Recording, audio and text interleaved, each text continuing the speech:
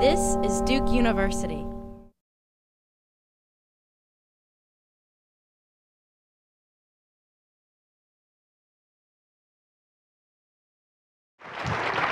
morning, everyone. Great to be with all of you, and I'm really grateful to have this chance to spend the next hour together. I'd like to thank the team that put this together. Blaze, you're a pretty lucky guy. You keep good company, I've noticed, and make pretty smart choices. Getting out of Washington was a great idea, except you went from a place where the lowest approval ratings exist to one where, in business, we've just learned the approval ratings are even lower. So our job is to raise our approval ratings, right? We've got to change the way we think about business and impact. So, Dean Boulding, it's wonderful of you to open Duke's doors for this kind of conversation. And I'll share a little bit about my background at Harvard, but this didn't happen 20 years ago at the Harvard Business School. So I'm so delighted to see this type of leadership coming from the dean and indeed from Case and the entire institution. It really warms my heart. And I'd like to make a quick introduction. And by the way, I've noticed a few great old friends in the audience, so thank you for coming out to support. I brought along Christopher Edmonston. Christopher is my pastor and an amazing inspiration to me. And I know we all take inspiration from different places. I've had the great fortune of being mentored and coached exhaustively by some great people over my career, but over the last few years, I've really enjoyed spending time reflecting on who I am and what I stand for, and listening every Sunday to Christopher share a powerful message. And it's great for me to turn the tables now and for him to actually get a chance to listen to me. But Christopher, if you wouldn't mind, would you mind saying a quick blessing to bring us all together and move us ahead over the course of this day? I'll be happy to. Thank you, John. When the dean said impactful stewardship, that's what all of my research and doctoral studies was on, is how to be better stewards in the world. And that's in part why I'm here today. And it's an honor to be invited, and it's a pleasure to step outside of my sort of nonprofit, faith-based world into your world for this morning. And I'm grateful to all of you.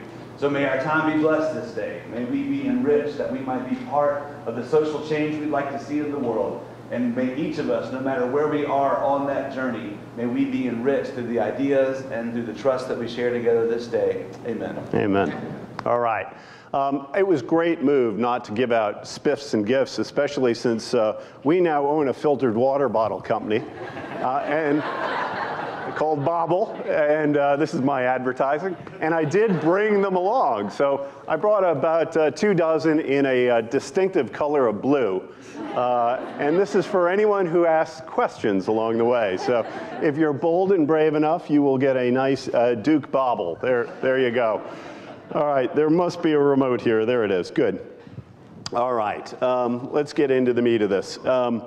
You know, frankly, I'm so looking forward to this. You are an amazing group of, and when I say you, I mean really I'm focused mostly on the Duke students here, but realize that there are faculty and other members of the community here. But you're an amazing, amazing group of talented people assembled here on this world-class university during transformational times. Oh, to live in transformational times, right? That's our gift.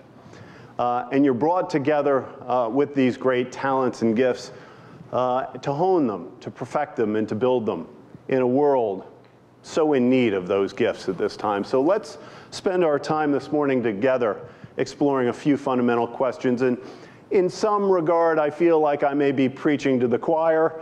I know that you're here because you are leaning in, not out, to the idea that business leaders can shape the communities around them, right? That's a given these days. Sometimes that is negatively, right? And the question is, how do we change that equation? How do we make that a positive? Hi, good morning. How are you? And secondly, do we have an obligation? Think about the word obligation. As business leaders, do we have an obligation, right, to use business as a positive force for change? Does everyone need to do that? Is that an obligation? How do you think about that question? Let's wrestle with that one. And what are the hallmarks, therefore, of successful leadership in the 21st century? It is changing so rapidly. What's the dynamic? How will you lead? I'll share with you a few of my thoughts. I'd love to hear yours, because I don't want to walk away without learning. You guys are far more wise than I am, so please, as we go through this, share and shout. I'd like to learn from you as we go, but I'll certainly not hold back on sharing my thoughts and perspective of what I've gathered. So those are the 3 questions I'd like to explore over the course of this next hour. And like you, I was so incredibly blessed with a wonderful education. I had the chance to go to Dartmouth and then on to Harvard. And it was at Dartmouth where I was profoundly impacted by the community and by our former president, a gentleman named John Sloan Dickey. And in my time at Dartmouth transformed who I was as an individual, ultimately who I am as a business leader and as a father and a member of this community.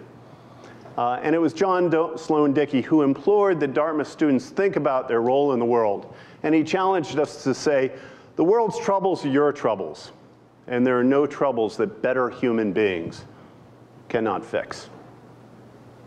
Better human beings. That's why you came here to Duke, to sharpen and hone your skills and your gifts, to be those better human beings. Together, we can save this world and solve problems. And what are those problems? Let's spend some time thinking about those. You're gathered here from across the globe. You will go out from here and have that impact together. So what are the issues that your generation will wrestle with? What are those challenges that will define you as a generation? I believe there are 6 of them. The first is about human rights. This incredible kind of disequilibrium, if you will, across justice systems. You see it playing out across the world globe right now. It makes me very sad. But we can do more. We can have a positive impact on effective justice systems. In fact, only 1 in 9 people today, 1 in 9, live in a free democratic society. 8 out of 9 do not. How do we change that? How do we shape that? Water. Water is the new oil. Water is the new oil. The wars will be fought over water, sadly. While 72% of the Earth's surface is covered with water, only 2%, 71%, only 2% is fresh water.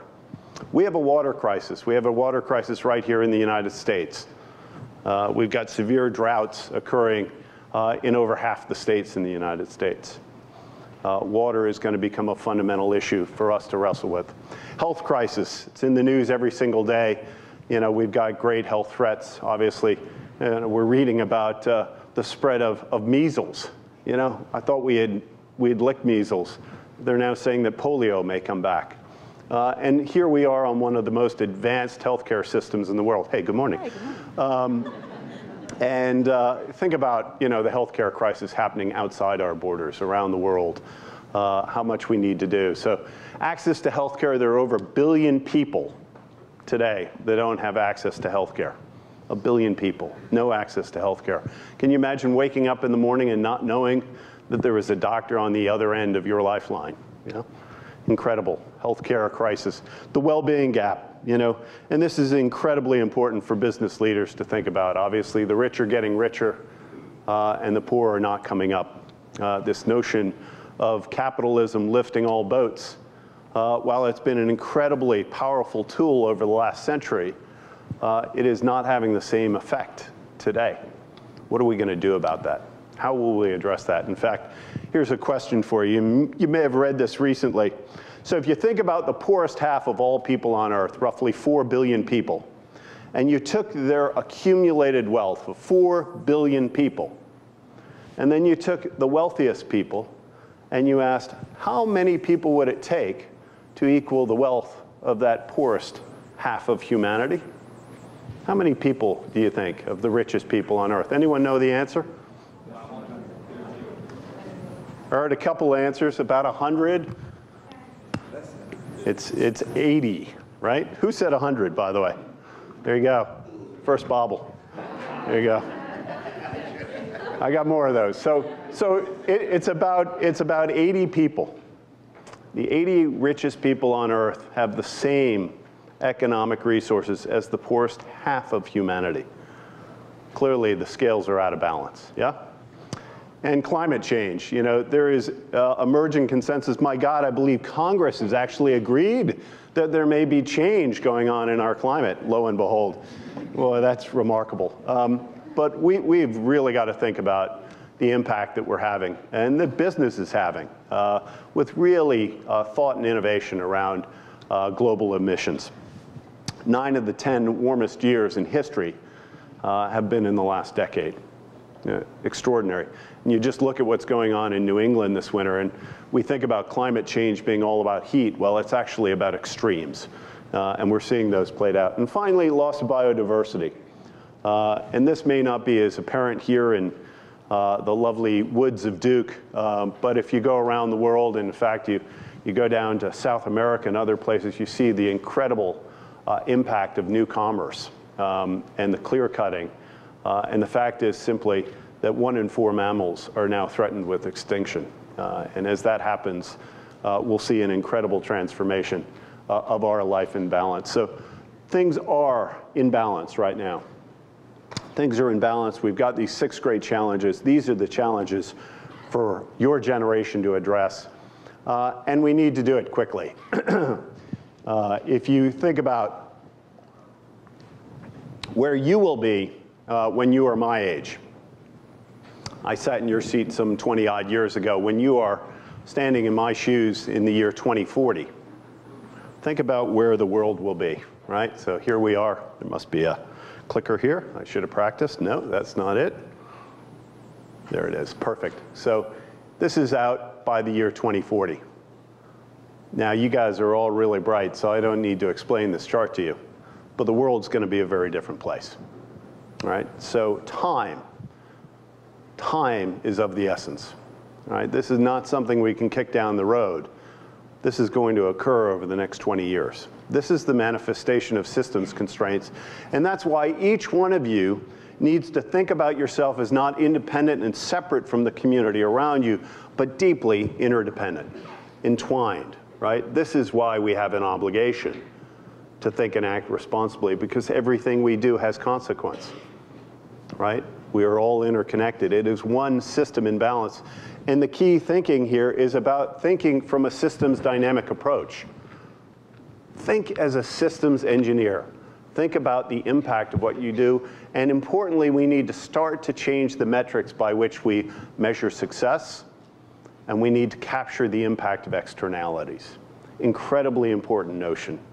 We don't measure externalities today. We must begin to put that into the scorecard of how we measure our impact as business leaders.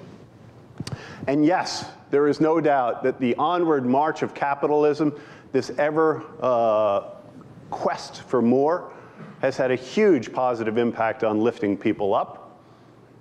But the consequences of lifting people up and creating good, which capitalism has done in so many ways, has been done without the conscious thinking about the impact externally. And this is a great illustration of what's happening in terms of consumption. We have a scarcity of resource, and you can see as GDP grows, so does the use of fossil fuels. And those only come from one place, yeah? And secondly, you know, the impact ultimately on this precious planet, right? We have this incredible gift, this Garden of Eden, that you will, our heaven on earth, and yet it will soon be a burning hell if we don't address what's going on with climate change. It is that acute. Look at the data. You know, the warming of the seas is one of the greatest impacts and illustration of what's lying ahead, why we will see incredible consequences, first in the people who can't deal with it, right? Folks in Southeast Asia and the island nations will be absolutely devastated over the next decade or two unless we curb the consumption of fossil fuels and really turn back the tide on climate change. These are the great challenges of our time. This is why we need to act, and ultimately everything we do has impact on us, right? I like the saying that you can't live a healthy life on a sick planet, right? Toxic load is acute. You look at what the Center for Disease Control has studied. We walk around with 167 chemicals in our body, and especially women, new moms, babies, those are the greatest impacted. We are literally poisoning our children before their birth. That's the persistent and bioaccumulative effect of toxins. And it's happening right before our eyes. It's why we're seeing the spike of autism, ADD, allergies. It is just remarkable what we've done. So now that I've thoroughly bummed you out this morning, I'm sorry. That's the end of the fact study and the case why we need change. And you can put your head down and say, we can't do anything about it. Or you can lift your head up, as Churchill says, and be an optimist and see the opportunity in the great challenges ahead. And I would envy being in your shoes, to be able to go out and take advantage of these challenges. In face of great challenge comes great thinking, comes great innovation, come great solutions. You guys will have an incredible canvas, if you will, to paint on, to go out there and have a positive impact on the world. That's the opportunity. Let's reframe these challenges as opportunities for growth and impact, and you will succeed. I have absolutely no doubt that together we can tackle these. If we think about ourselves as interconnected and interdependent and collaborative with a systems approach, there is so much great enterprise to come to tackle and solve these problems. And great work is already underway. And so fundamentally, going back to what Dean Boulding said, I do believe that business is the most powerful force on earth. You think about it, who's going to solve these problems? Well, governments are limited and they're bordered, right? It's only business that is truly global. So how do we harness the power of business? When you think about Apple yesterday achieving $700 billion in valuation, $100 for every human on earth, that's their valuation. Or the fact that Walmart, right? Walmart alone has the economic clout of 161 of the poorest nations on earth. We've got super business out there that can drive super solutions. In fact, I was on a conference call with Walmart yesterday about sustainability and where they're going and how to advance it faster. So there is good news going on, and business is waking up. And they need leaders like you to join and to really drive that change. So we need to reframe the mission of business. We need to shift from that zero-sum mindset, from that limited basis that the goal of business is simply to maximize shareholder value in the short run, to how do we maximize long-term shared value? How do we reframe the purpose of business around shared value? I think that's the new competitive landscape, and I think we can do that. And there are more and more companies thinking about this with regard to the triple bottom line of thinking about people and planet and profit all together, and actually thinking about the synergistic benefit of combining those three elements. So, conscious capitalism is on the rise. Anyone read John Mackey's book, The Founder of Whole Foods? He makes a pretty good case there. It's a good read if you want to get into it. He does a great job of illustrating all the benefits of capitalism. And this term of conscious capitalism is becoming more and more practiced. I'm in a CEO forum of conscious capitalists, along with John Mackey and other folks like Ron Shaikh from Panera, and it did include Sally Jewell, who's now, was at REI, now Department of Interior. Great group, working with each other, sharing thoughts and best practices. This is a movement that's very much alive. And there are a lot of great companies that I truly admire who are leading the way here. And this is an illustration of some of what are called benefit corporations. Have you ever heard of B Corps, benefit corporations? Yeah? Show of hands? Good, a lot of you. Benefit corporations really stand for this notion of having a positive impact. There are now over 1,000 of them in the United States. And there's a new one every day. Right? We just hosted an event in Raleigh last week. There are 14 benefit corporations in Raleigh. And we're trying to boost the numbers on a daily basis. And B Corps use the power of business to solve social and environmental problems. And how would I get that? I've got a video. Let's see if I can figure out how to play it. I'll use the old remote here. This is a little bit more on B Corps.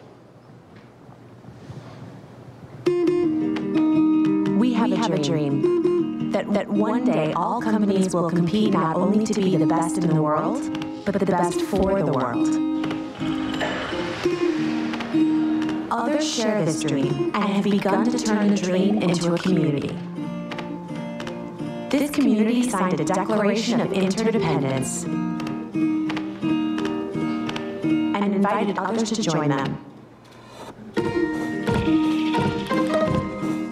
Now more than 900 companies from 29 countries are turning our community into a global movement to redefine success in business. B corporations use the power of business to solve social and environmental problems. An eyewear company that disrupts an industry and serves the poor. A food service company that serves over 1 million meals to low-income public school students every week. A manufacturer that goes green and helps workers move from welfare to a career. An online bookseller that recycles used books and funds local libraries and global literacy. An outdoor apparel company that stewards the environment. An ice cream company that maintains its mission post-sale. B Corp is a certification that helps consumers identify these change makers, and investors make money and make a difference. As a community, we are passing laws across the country, creating a new kind of company that serves society and shareholders. We are leading a global movement of people using business as a force for good. Join us. Be the change.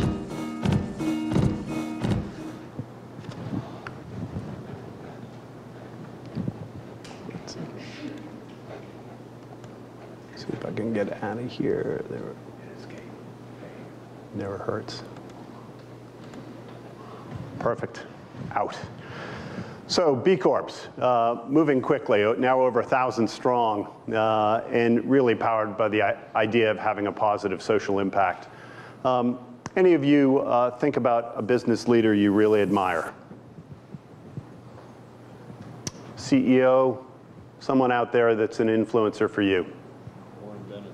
Warren Bennis. Tell me about Warren Bennis. Well, he established really the field of looking at leadership and really defined, I think, the role and responsibilities of a leader in a way that can set the standard for most of the business community, with the exception of maybe Peter Drucker. Yeah. So Bennis really changed the frame in a lot of ways. How about a practitioner? Any practitioners you love? Who inspires you? You guys are business school students, right? You know what business is? Yes? I'm a proud Vermonter, just like Blaze, so I'd say Ben Cohen. Ben Cohen. Ben Jerry. Have you ever met Ben Cohen? I think when I was a kid, I have. He might change your point of view when you meet him. Ben's a great guy, don't get me wrong. No, I love Ben, but Ben is founder of Ben & Jerry's, co-founder, and lives up in Vermont right near me, and he's now actually got another crusade about getting money out of politics, which is a great one. So he's put his dough to work, as he likes to say. Ben Cohen's a great one. Other leaders? Ray Anderson. My favorite, the departed Ray Anderson. Tell me about Ray. So he's the late CEO of Interface, which creates carpet tiles. They're based out of Atlanta. And he was sort of what he called himself the traditional CEO. And then one day, he found out that he wanted to shape his business for good. And the Interface is now one of the largest producers of carpet tiles that use end-of-life materials. You bet. So they take back the product and recycle it into new products. This is an amazing story, and if you don't know Ray Anderson, write it down, go Google him, read. His book is superb, by the way, amazing, and he talks about this transformational moment, and he calls it a spear in the chest moment. And I've got my spear in the chest story that if we have time, I'll share with you, but I got the great privilege of meeting Ray several times before he passed away and speaking with him, and really remarkable. And what's happened in the carpet industry is nothing short of a miracle. The way that the carpet industry has totally turned their business model upside down, and everything they do, they think about end of life and reuse and repurpose. And it's driven favorable economics while having a wonderful and a positive social impact. So Interface is a model for transformation, business transformation, and Ray Anderson as an architect. There are many others, right? One of my favorites is a gentleman named Yvon Chouinard. Yvon Chouinard is the founder of Patagonia. Now, let me ask, because you've been well trained here at Duke Fuqua in the principles of business, right? So how many of you would create a business model where you encourage consumers to buy less? And how many of you would then go and run an ad that says, don't buy this jacket? Good, we've got one over here who would go work for Patagonia. Incredible. How many of you would think about a business model and a vision that says Patagonia exists as a business to inspire and implement solutions to the environmental crisis? That's their business mission? Wow, what's going on here? And how many of you would give 1% of your sales to 1% for the planet? In other words, donate 1% right off the top. You know, if you're in the apparel business, you know, good return might be what? 7, 8, 9%, 10%? So there you are right away giving out 10, 15% of your profits every year right off the top to nonprofits. Why do you do this? Why would Chouinard do this? Well, what he's done is simply build one of the most trusted and enduring outdoor brands in the world. This is good economic sense. This is a great business model. This is a self-reinforcing system where he has figured out that he is serving stakeholders who care about the planet, and if he builds a business model around that very notion, he can build one of the greatest brands of our time. I admire Yvon Chouinard. He wrote a book too called Let My People Surf. It's a good read. There's another company I admire. It's called Seventh Generation. Wow, what a surprise. I did not found the company. In fact, Jeffrey Hollander and Alan Newman were the co-founders. Alan then went on to create another great company called Magic Hat Brewing. Jeffrey has now moved on to create a sustainable condom company with his daughter. Go figure. Seventh Generation was a founding B Corporation. We were one of the very first benefit corporations in the United States. We've been around a little over 25 years. And as Dean Bolden shared with you, you know, we guide ourselves through one defining great law, and that is the law of the land before we were a nation, the great law of the Iroquois, that we think about in every impact, in every deliberation, we think about the impact of our decisions on the next 7 generations. And our mission quite clearly is to inspire a consumer revolution that nurtures the health of the next 7 generations. Yes, we make laundry detergent and we make dish soap, but we consider ourselves a healthcare company. We are a healthcare company. And importantly, you know, a lot of people skip on the vision piece, but this is really important to us, is we're in the trust building business. And what we want to do is build the most trusted brand in our industry by redefining leadership through our principles, practices, and partnerships. As you think about where you want to build your career, think about what are the overarching principles that guide the business that you're joining. If they're not well articulated and clearly stated, you might want to ask yourself, is that the right place for you? Our values support everything we do. We've got 5 core values. Yes, every company has values. Yes, everyone hangs them on the wall. But what we try to do differently is we try to practice them every single day. We reward around them, and we celebrate them regularly. They're incredibly important. You've got to breathe life into your values. You've got to reinforce the behaviors that support the values, and you need to stamp out those behaviors that don't. That's my greatest job as a CEO. I am a culture creator. I need to ensure that the culture that we are creating and the values that we live every day are right. I hire great, smart people who know how to get stuff done. That's not my job to manage what they're doing. It's to ensure that we've got the right environment, the right culture aligned against our principles and values. And if I do that, I've done my job. I then need to give them the resources and get the heck out of the way. It's an easy job. It's a great job. And we stand for 4 core pillars, right? Our aspirations, our 2020 vision. How do we measure our success? It's not about whether we sell X or make Y, although those are great things to have, and those are part of our balanced scorecard. right? But our real aspiration is to nurture nature, to transform commerce. Hold on here, how big is seventh generation?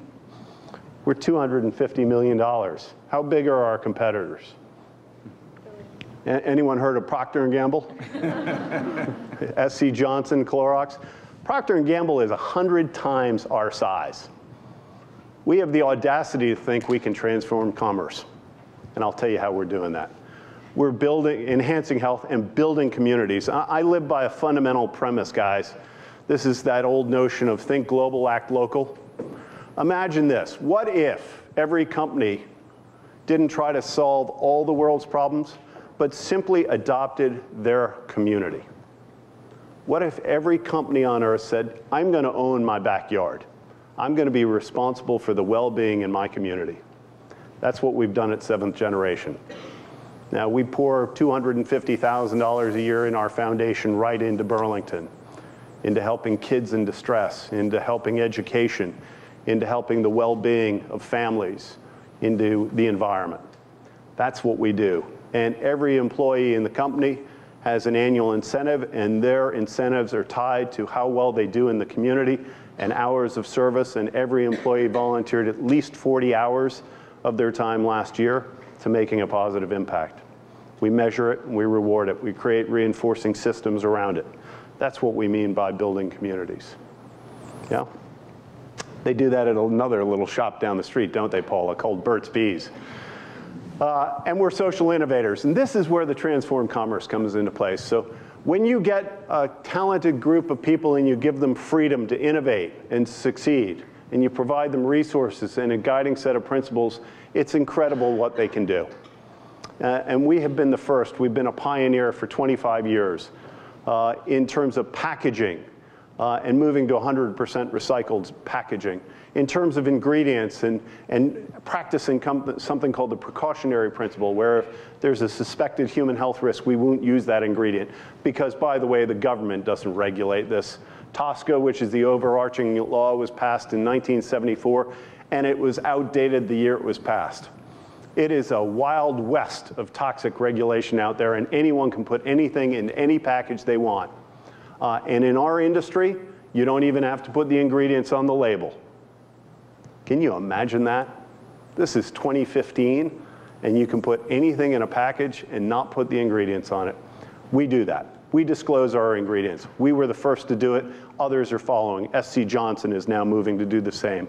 Procter & Gamble has reformulated their products because we've set the standard. We are transforming commerce through innovation, and we are making that positive impact as this little David in a great fight against Goliath. But we go home every day knowing that we're making a difference in human health and positive impact. And by the way, that's all good, right? We are doing good, and we are trying to measure that. You've got to measure what matters. It's incredibly important as you think about the role of business to create a balanced scorecard, to hold people accountable to that, to set your goals very high and to work to that end. So go out and make an impact, but then measure it and hold yourself accountable. We report it through our corporate consciousness reporting, our CSR report every single year. We are incredibly transparent as an organization because we believe transparency ultimately builds trust. And, you know, so that's all good. But how are you doing, John? Well, guess what, folks? We're doing well. And it's an amazing thing when you can actually do both good and well.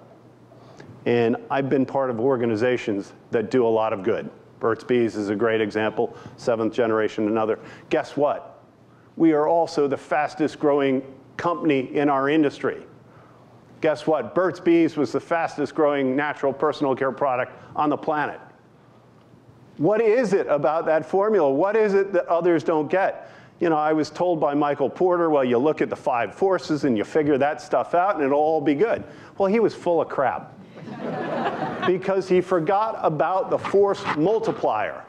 There is a force multiplier in the world of business today that very few CEOs get, and that is that goodness is a force multiplier. If your company stands for something good, you can appeal to consumers and create more goodness. And they will build affinity and loyalty and relationship and trust and advocacy. And guess what? Do consumers talk? I think so. You know, social media, anyone ever heard of that? We live in a transparent world, guys, and if you don't wake up to the fact that everything you do is out in the world ahead of you, and you no longer control your brand, it's controlled in the public forum, you will not be a brand builder. It is about trust. And the more good we do, the more trust we build. The more trust we build, the more we sell. The more we sell, the more lives we better. The more people we can hire, the positive impact we can have on the world. It's a pretty simple formula. I just am shocked that more CEOs don't get it. And I'm really happy to be winning in a marketplace against some who don't. Now, the good news is they're waking up. You know, Paul and I worked at Unilever. I'm incredibly proud of a guy named Paul Pullman. Go work at Unilever. They're on the move. They're doing great stuff. They are figuring out this formula. So there's a lot of goodness there. And in fact, there's a gentleman, two gentlemen called Kramer and Porter, and they wrote in a little business review at a second-rate business school down at Harvard about the idea of profits. And actually, it's a great notion. Michael Porter says that not all profits are created equal. How about that? Have you ever stopped to think about that? Not all profits are created equal. There are better profits than others. What about profits that are built at the expense of others? How do you think about those profits? Or what about profits that are built to the good of others? Porter and Kramer have come about on this theory. 25 years after the 5 forces, Michael Porter has a new framework for competition, and he's thinking differently about it. And then Stengel, who was the CMO of all places at Procter & Gamble, did a little study, and he looked at a basket of 50 companies with social ideals at their core. And what did he learn? Well, he learned that companies with social ideas at their core over the last decade outperformed the S&P 500 by 4 times. Companies with social ideals outperform the S&P by 4 times. Doing good business is smart business. That's the takeaway. We're not alone. There are a lot of companies out there doing this and figuring out the new formula. So where does that leave you? You're incredibly blessed with all this talent, these incredible gifts of mental capital, social capital, moral capital that you're working to refine and define here at Duke Fuqua. You've got this incredible opportunity ahead of you. The world is going through transformation, and you get to put your signature on this transformative world. So how do you craft those gifts? How do you build the future? And what I'm so delighted about is that your generation gets it. This is net impact study, and this is what your generation believes, that we ought to be socially conscious. We ought to be thinking about the climate, about water and air, and even more so than, frankly, this is BSR, so that's the business social responsibility. That's old geezers like me. You guys are ahead of us. The next generation gets it even more than we do, right? There is a transformation in leadership coming, and you guys are pushing the envelope. You are defining the standards of a new generation. And there are new rules to this game, right? When I grew up and came out of Harvard 20 years ago, it was about shareholders and value creation. I'll never forget it. Create value, you know, maximize return. That's how you measure success. Yeah, well, those were the old rules, right? It was all about the transaction and compete, right? Zero sum. You get your share. Share's everything. Get your share. Take it from the other guy. That's what you learned at the Harvard Business School 20 years ago. Well, today, here at the enlightened Duke Fuqua School, we play by new rules, don't we? We don't think just about shareholders, but about stakeholders, right? We don't think just about value, but about values, about relationships, about this enduring nature of what we do, and ultimately about collaboration, this idea of creating win-win. Those are the new rules. That's what's going to propel you. Those are the ideals you should be looking for inside of the next company. And you can start that right here and right now and practice it at Duke. The dean opened with your values, and I love them. I think they're so clear. I wish we had these ideals and values when I was at Harvard. You know, the idea of engagement and rolling up sleeves and ambition and diversity and stewardship and community and integrity, those are superb. And you've got a community of people that hold these values, and you should practice and work them together so they're builded inside of you. So when you take them out and you don't have the richness and the safety of this community, they endure, they shine bright, they guide you forward in your decision making. And you can practice them right here, right in your own backyard, because right here in North Carolina, right here in Durham, we've got an incredible need, right? This idea of owning your community. You know, one out of 4 kids in North Carolina lives in poverty. They didn't ask to be poor. They didn't ask to be poor. But we have a moral and we have an economic duty to lift them out. It's good business to lift them out. We have a moral duty to do so. Because poverty has such a crushing impact. It has a crushing impact on education and on health and whether you can even attend school, on your access to the American dream. It's our duty right here in our backyard. And we've been going the wrong way. Unfortunately, over the last 5 years, poverty is getting worse. The needs are getting greater. So how do you take your classmates and make sure you're getting the most out of what you're doing in this class with these great world-class educators and knowledge creators, and then go out and apply them? Make it an applied science. Business is an applied science. Go out and make an impact in the community. How many of you have packed food for homeless shelters or food pantries? Raise your hands. Keep your hands up. How many of you have built a habitat house? How many of you have gone out and served on a nonprofit board or made some other positive impact in your community? That, my friends, that is the testimony. That is the difference. If I'd asked that 20 years ago at Harvard, I would have had virtually no hands up. There were always the 5%. The world has changed and you have changed.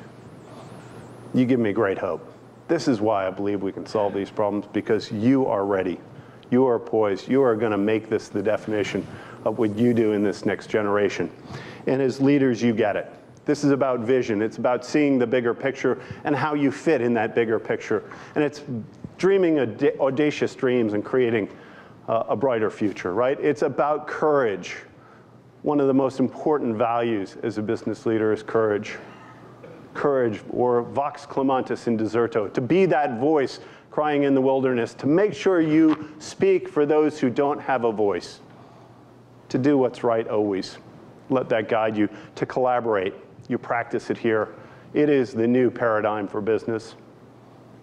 Don't get sucked into zero mindset, zero-sum mindset. Think collaboratively. Always build the win-win. Plant seeds for the future that you don't even know when and if they'll come back to you. But I promise you, if you do that and you give generously, it will come back. And it'll come back in surprising and delighting ways later in your life. Engage. Roll up your sleeves, right? Be part of the solution. Be part of the action. Value impact. Measure your impact on a daily basis. And by all means, and most importantly, hold a moral code. Know what matters to you most and never, ever compromise that. Whatever your values are, write them down. Be steadfast to them. This is a world where moral code is degrading on a regular basis. It is getting harder, and we need brighter and stronger leaders to be in front of organizations, to be in front of people, to define and help people understand the new moral code. Lead with your code and your values and your vision and your heart and your mind and your voice. And if you do, you'll find your calling. And I'm absolutely convinced that your calling is about finding that outlet, your greatest desire, where that intersects with the world's great needs. That is where you'll find your calling. It is about setting goals for yourself. Big, hairy, audacious goals. I'm a huge believer in goal setting. I've set them all my life. I write them down every year. They propel me. It's one of life's great secrets. You are 50% more likely to achieve success if you write down your goal. You're 75% more likely if you write it down and share it with someone and ask them to hold you accountable. Anyone want to succeed? Anyone want to live big goals? Write them down and then share them with other people. It's a great way to propel yourself forward. Set your goals, live big dreams, and then find that intersection between your goals and your core purpose. What are you here for? What is your calling? How do you define what it will be that will be the measure of your life's success? Not just over the next 5 years, but over the next 40 years of the arc of your career. How do you marry together those goals and that purpose so that they're one? You know, I think it is about thinking beyond yourself too.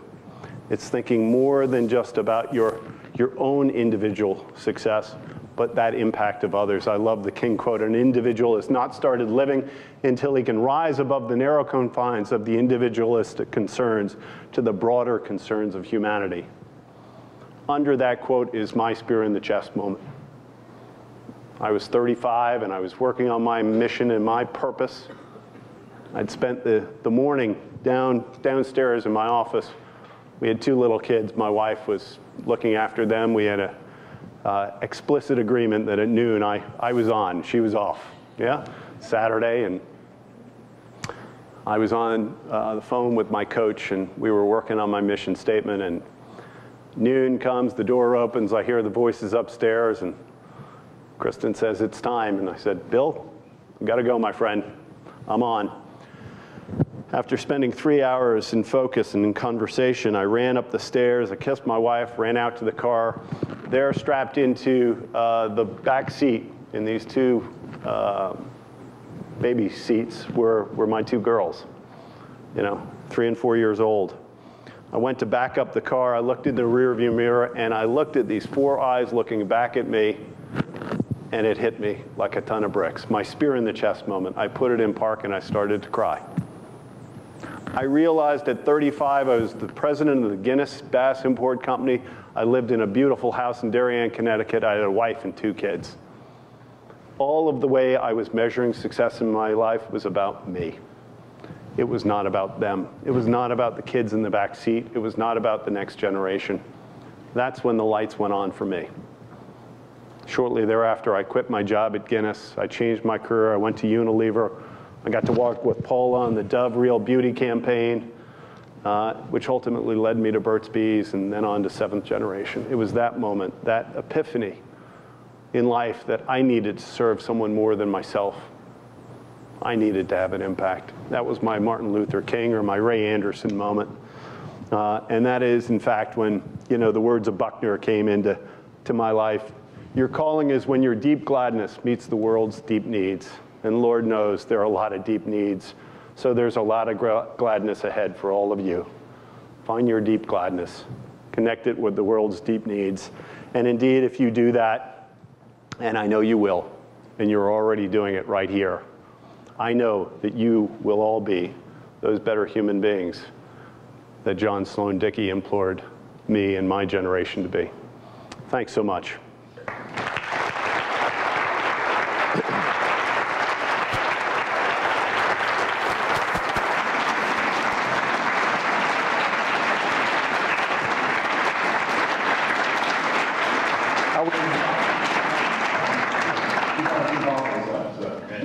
We've got 5 minutes for questions, so anyone who wants a bottle, raise your hand.